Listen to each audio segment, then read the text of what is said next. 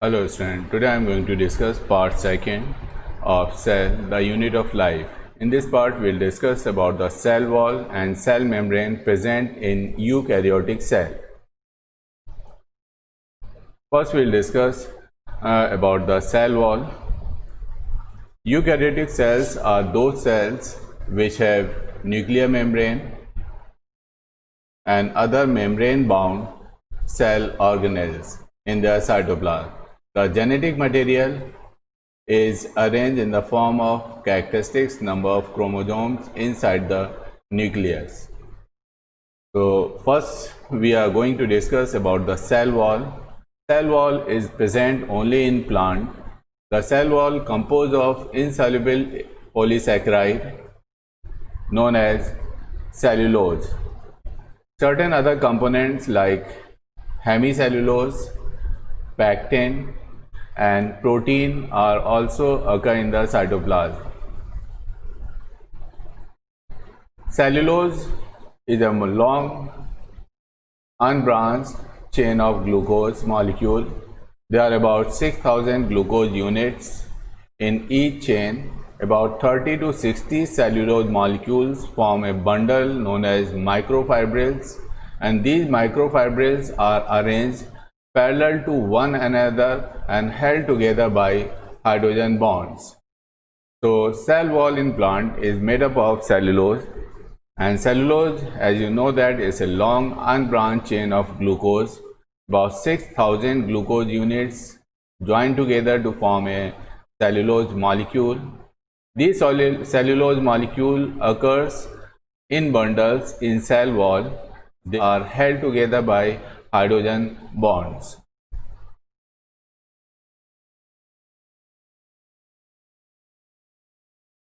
The matrix of cell wall is amorphous, gel-like material. It is chiefly composed of a polysaccharide named hemicellulose, pectin, and also good amount of water and some protein are present in the matrix of cell wall.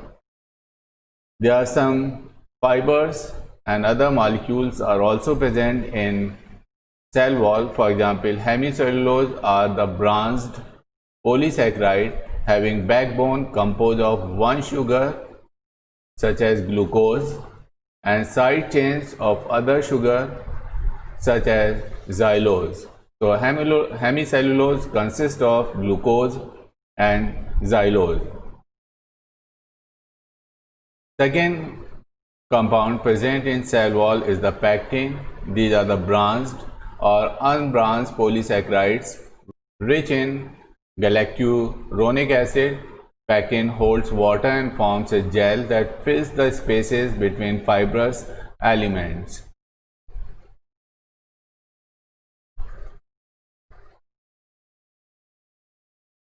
Next is the function of cell wall. It maintains the shape of the cell because it is hard and rigid. It protects the cells from mechanical injury.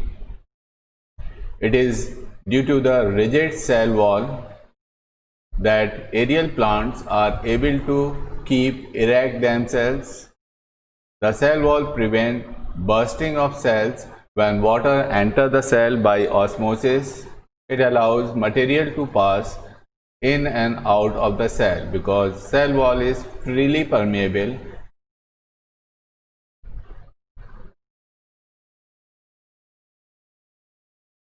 Next part of the eukaryotic cell is the plasma membrane. It is present both in prokaryote as well as eukaryote. It is enclosed by a thin covering called every cell. In prokaryote and eukaryote, they are enclosed by a thin covering called cell membrane, plasma membrane or plasma lemma. Fluid mosaic model. It was proposed by Jonathan Singer and Garth Nicholson in 1972. So it was proposed by Singer and Nicholson in 1972. According to this model, biomembrane is not solid but viscous fluid. Phospholipid and protein molecules are arranged not uniformly but as mosaic. Actually, there are two terms here in this model, that mosaic and fluid. Mosaic nature means that random arrangement of phospholipid and protein in this cell membrane. Because of this random arrangement, the term mosaic is used. Phospholipid molecules have both hydrophilic and hydrophobic regions. They have polar hydrophilic head directed towards outer side and non-polar hydrophobic tail pointing inward. So this phospholipid is a lipid arranged in a bilayer, as a bilayer, and they have two regions. This part is the phosphate head and it is hydrophilic,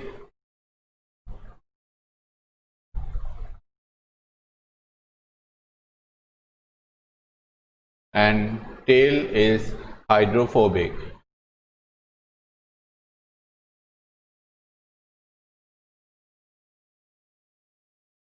The lipid molecules can move sideways in their layer, changing places with their neighbor. This property called fluidity. यहाँ पर दो term जो use हुए हैं इस model के नाम में, फ्लूइड और मोज़ेक. मोज़ेक हमने डिस्कस किया कि जो अरेंजमेंट है फॉस्फोलिपिड या प्रोटीन का, वो एक यूनिफॉर्म अरेंजमेंट नहीं होता है, कोई फिक्स्ड एक पैटर्न में ये अरेंज नहीं होते हैं. They are randomly arranged and they can exchange their places also. That's why due to random arrangement of protein molecule and phospholipid, mosaic word is used. And lipid molecules, their position is also not fixed. They can change their places with their neighbor. It means there is a fluidity is found in cell membrane.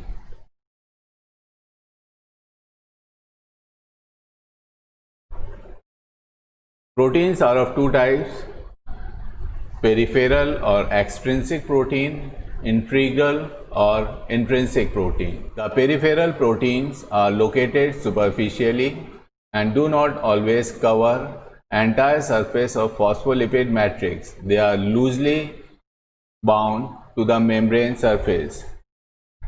Integral proteins form 70% of the total membrane protein. They are embedded in the phospholipid matrix. They are totally held in place by strong hydrophilic or hydrophobic interaction with lipid molecules. तो यहाँ पर दो तरह के proteins present हैं, एक को हम एक्सट्रिंसिक प्रोटीन कहते हैं और दूसरे को इंट्रिंसिक प्रोटीन कहते हैं. एक्सट्रिंसिक प्रोटीन सेल मेम्ब्रेन के सरफेस पर प्रेजेंट होता है and they are not tightly bound to the membrane, they are loosely bound to the membrane surface. Integral protein, they are embedded in the phospholipid matrix and they are strongly attached to the phospholipid matrix with the help of hydrophilic or hydrophobic interactions.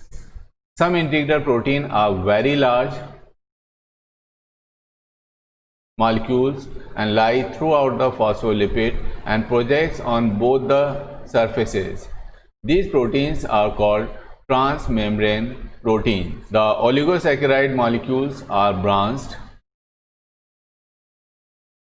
and present on the exposed surface of the cell membrane. They are associated with some protein as well as lipids, forming glycoproteins and glycolipids. These form a cell coat known as glycocalyx. Glycoprotein can recognize self and non-self. So these oligosaccharide molecules which are present on the surface of phospholipid, they act as a receptor and they can recognize self and non-self.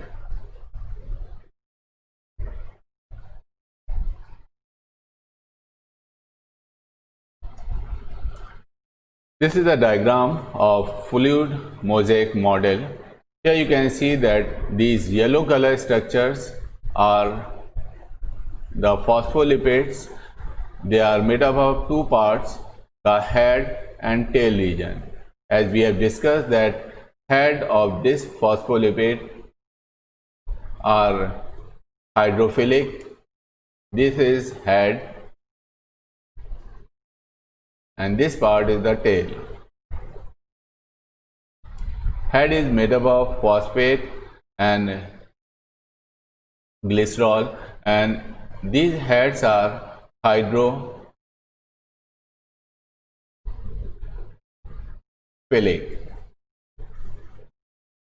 and they are present towards the outer side of the membrane. Tails are made up of fatty acid and they are hydrophobic. They are present towards the inner side.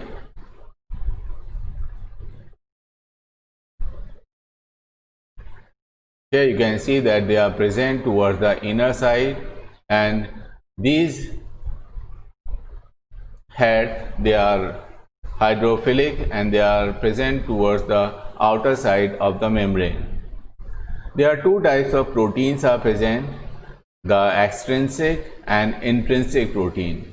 These proteins which are present just over the surface of the membrane are called the extrinsic protein, and the proteins which traverse through the phospholipid bilayer, these proteins are integral protein or intrinsic protein.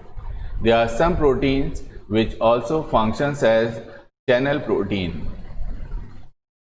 There are some glycolipids which are present on the exposed surface of the cell membrane.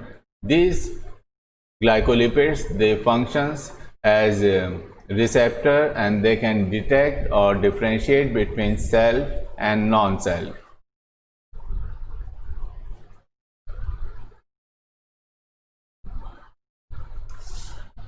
Next is the transport across biomembrane. The physical processes which move the material across the cell membrane are diffusion and osmosis. First we will discuss about diffusion. It is the movement of molecules of a substance. The substance can be solid, liquid or gas from a region of higher concentration of solute to the region of lower concentration of solute until solute is spread out evenly. Carbon dioxide, oxygen move freely across the cell membrane by the process of diffusion. So one important thing to note here is that in diffusion there is a movement of solute takes place. This solute moves from the higher concentration towards the lower concentration of solution or solute. Here you can see that this blue color region is the solvent, or you can say water is present, and solute molecules are shown in red color. In next in this figure you can see that these solute molecules, they are spread uniformly throughout the solvent. Here they are present at one place, but here they are spread uniformly throughout the solvent or water. That's why it's a diffusion, and diffusion is the movement of solute from the higher concentration of solute towards the lower concentration of solute until a uniform solution is produced.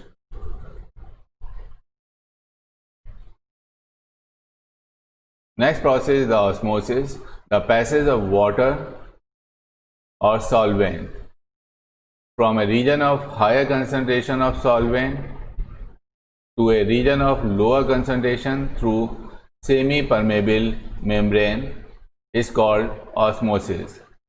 Water moves across the cell membrane by the process of osmosis.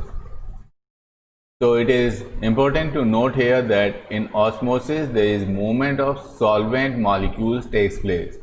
Because osmosis takes place through the cell membrane, the size of the solute molecule are so big that they cannot pass through the semi-permeable membrane. Only the water can move. So in first case you can see that in this part there is low concentration of solute is present. The solute are shown in red color. There are few solutes, molecule of solutes are present in this compartment. This shown in green color is the cell membrane, a semi-permeable membrane. In the next part, the high concentration of solute is present here. So there is a movement of water takes place from the higher concentration of solvent towards the lower concentration of solvent. So it is important to note here that water always moves towards the solution which is more concentrated. So this part contains the solution which is more concentrated, so water will move from the higher concentration of solvent towards the lower concentration of solvent, or we can say that water moves toward the solvent or towards the solution where concentration is higher. In second figure, you can see that after osmosis, water moves from this side to the another compartment, and because of this movement of water, there is a rise in the level of solution in the second compartment. So osmosis is just the passage of movement of water from the higher concentration of solvent towards the lower concentration of solvent, or you can remember it by that solvent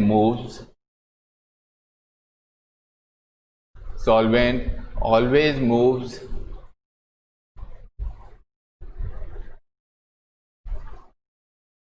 towards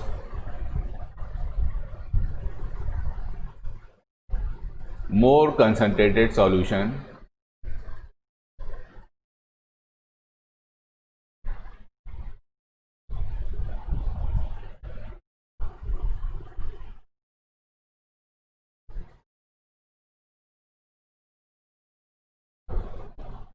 Through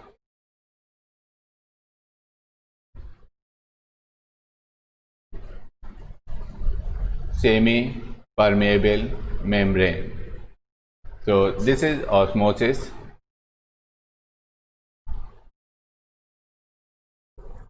Here we can compare between diffusion and osmosis. First difference between diffusion and osmosis is that here movement of solute takes place and here movement of solvent takes place. Here the movement of solute takes place from the higher concentration of solute towards the lower concentration of solute. In osmosis, there is a movement of solvent takes place from the higher concentration of solvent towards the lower concentration of solvent through the semi-permeable. Second difference is that diffusion takes place, there is no cell membrane or semi-permeable membrane present in case of diffusion, but the osmosis always takes place through the semi-permeable membrane.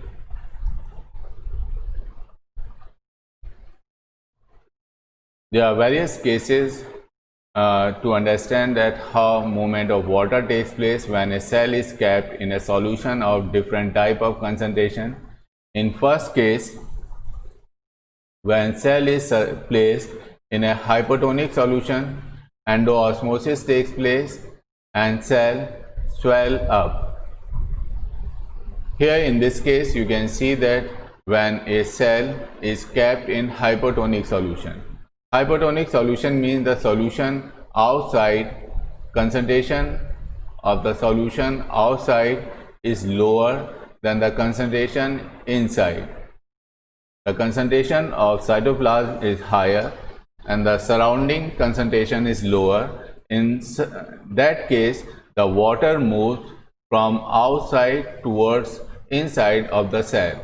This is called endoosmosis and it causes swelling of the cell. In case second, when cell is placed in hypertonic solution, exoosmosis takes place and cell shrink. Here you can see that when a cell is kept in hypertonic solution means the solution surrounding the cell is higher, concentration of surrounding solution is higher, and inside the concentration of cytoplasm is lower. In such case, the water moves out of the cell, and this movement of water out of the cell is called exoosmosis. In case of animal cell, this one is the plant cell. In case of animal cell, the cell shrink, but in case of plant cell, the cell never shrink because of the presence of rigid cell wall. A different type of action takes place in which the cell membrane separate from the cell wall and shrink. Only the shrinkage of cell membrane takes place, and this is called plasmolysis. When a cell is placed in isotonic solution, the amount of water moving outside is equal to the amount of water moving inside, so that no change in the size of the cell takes place, because in this case the concentration outside is equal to concentration inside. Both the concentration are equal. Here also movement of water takes place from inside and outside of the cell, but the amount of water moving outside is equal to the amount of water moving inside of the cell. That's why there is no change in the shape and size of the cell takes place in this case.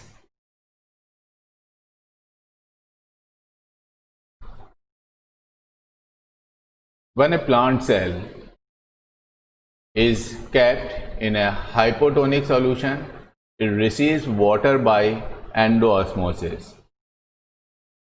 It receives water and does not burst because it is surrounded by a rigid cell wall. Water and cell content exert pressure on the cell wall. This pressure is called turgor pressure. The cell wall also exerts equal and opposite pressure on the cell content, and this pressure is known as wall pressure.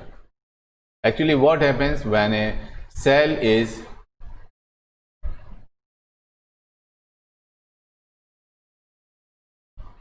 when a plant cell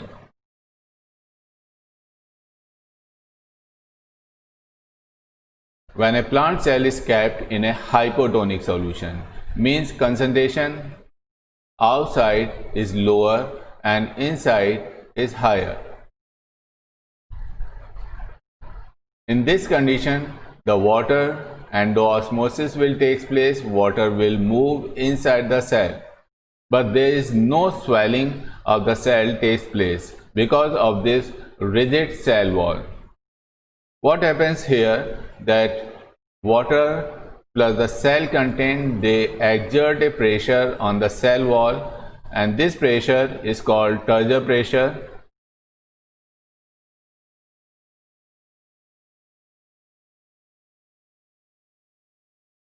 But cell wall being rigid, it exerts an opposite pressure on the cell content, and this pressure is called wall pressure.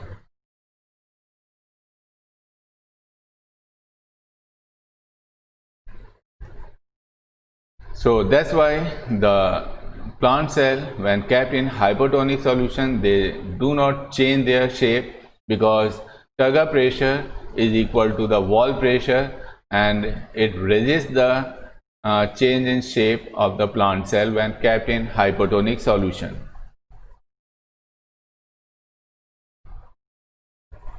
Next is the plasmolysis. When plant cell is placed in hypertonic solution, the cytoplasm along with the plasma membrane shrinks and separate from the cell wall. This process is called plasmolysis. What happens here, that when a plant cell, किसी भी plant cell को जब hypertonic solution में रखा जाता है तो वहाँ पर exoosmosis होता है. अगर हम एनिमल सेल की बात करें तो वो श्रिंक हो जाता है क्योंकि वहाँ सेल वॉल नहीं प्रेजेंट होती है, लेकिन प्लांट सेल के अंदर जो सेल है वो श्रिंक नहीं होता है because of the presence of rigid cell wall. लेकिन यहाँ पर कुछ चेंजेस देखने को मिलते हैं कि प्लाज्मा मेम्ब्रेन और साइटोप्लाज्म सेल वॉल से सेपरेट हो जाता है और प्लाज्मा मेम्ब्रेन श्रिंक हो जाती है। यानी ये अगर एक सेल है, ये सेल वॉल है, cell wall remains intact but the plasma membrane plasma membrane shrink. So this shrinkage of plasma membrane when a plant cell is placed in hypertonic solution is called plasmolysis. Next is the stages of plasmolysis. Plasmolysis starts at the corner of the cell and it is called incipient plasmolysis. Plasmolysis जब start होता है तो ये cell के corner से start होता है और इस स्टेज को हम इंसिपिएंट प्लाज्मोलाइसिस कहते हैं। When plasmolysis progress to maximum, it is called evident plasmolysis. जब प्लाज्मोलाइसिस कंप्लीट हो जाता है तो उसको एविडेंट प्लाज्मोलाइसिस कहते हैं। Next is the deplasmolysis. Plasmolysis के लिए हमने सेल को हाइपरटोनिक सॉल्यूशन में रखा था। अगर इस प्लाज्मोलाइज्ड प्लांट सेल को हम वापस हाइपोटोनिक सॉल्यूशन में रख दें, if you keep this plasmolized plant cell in a hypertonic solution, then water enters the cell and plasmolized cytoplasm to swell up and comes in contact with the cell wall. This process is called deplasmolysis. यानी किसी भी plant cell को plasmolysed plant cell को किसी भी plasmolysed plant cell को जब hypotonic solution में रखा जाता है तो एंडोऑस्मोसिस होता है, वाटर प्लांट सेल के अंदर पहुंचता है, जो प्लाज्मा मेम्ब्रेन है फिर से ये स्वेल होती है और सेल वॉल के कांटेक्ट में आ जाती है, अपने नॉर्मल स्टेट को में आ जाती है। इस प्रोसेस को हम डीप्लाज्मोलाइसिस कहते हैं।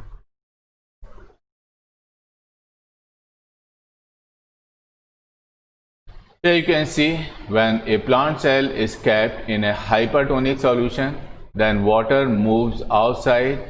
It means that exoosmosis takes place,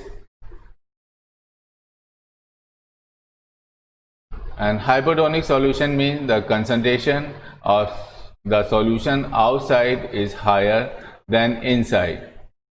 Then water moves outside, and we have discussed that there is no change in the cell wall takes place. This part is the cell wall,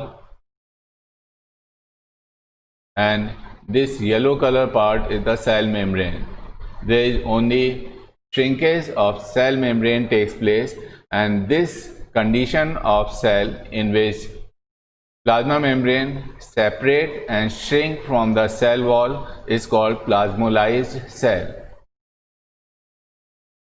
When this plasmolized cell is kept in hypotonic solution, in hypotonic solution means the concentration outside is lower and inside is higher, then water endoosmosis will take place.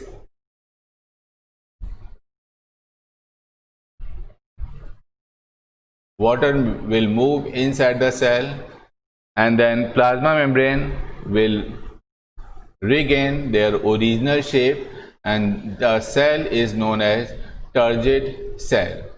So this process is also known as deplasmolysis. So when a deplasmolized plant cell is kept in hypotonic solution, the water enters into the cell, plasma membrane they achieve their original state, and the cell is called deplasmolized cell or a turgid cell.